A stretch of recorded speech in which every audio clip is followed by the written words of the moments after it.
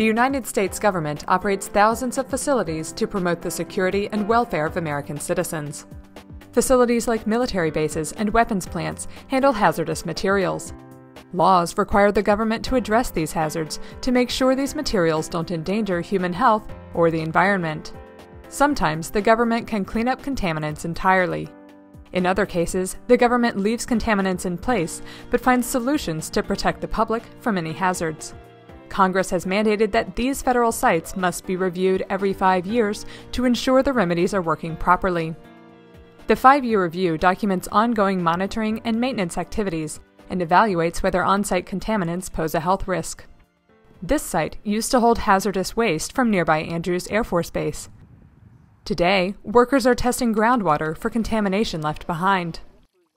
The 5-year review is a way to step back out of all the details that occur at a hazardous waste cleanup site and really assess whether the remedy that we've installed is effective at protecting human health and the environment. To conduct a 5-year review, Connolly first assesses the different hazards and remedies on the site. He analyzes the levels of contaminants. He may conduct a site inspection and interview community members or site workers.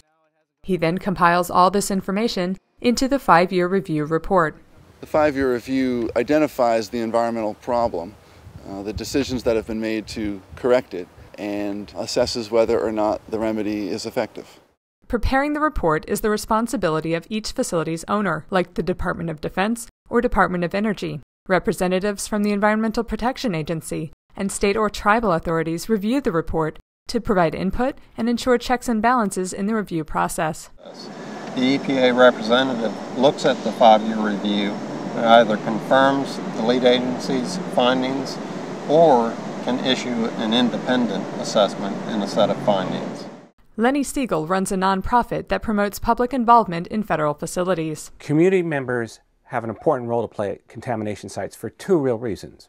One is they're the people who are impacted. They drink the water, they breathe the air, they use the land. It affects their health, their property values. Secondly, they're the people who've been there all along and are going to be there in the future. They know more about these sites often than the regulators and responsible parties. Public notices alert community members when a 5-year review is getting underway and when the report is released. In some cases, site managers request interviews with community members. You can't wait until after the whole thing's done to give your opinion. You've got to be there when the people from the government are there to ask questions. I think it should be an ongoing dialogue because this is a long-term process from what I understand. And, we've had Andrew representatives at our association meetings 2 or 3 times already. We plan to have them again. The members want to know. They want to know what's took place and how successful actually it's been. When the report is released, site managers may hold public meetings to explain the report's findings. Community members not only need to give input to the process, but they need to know the results. In my community, a 5-year review actually led to new cleanup questions and new cleanup technologies. And if you don't know what the review has found, you don't know what's going to come next. To find out what's next at a site near you, contact your site's project manager.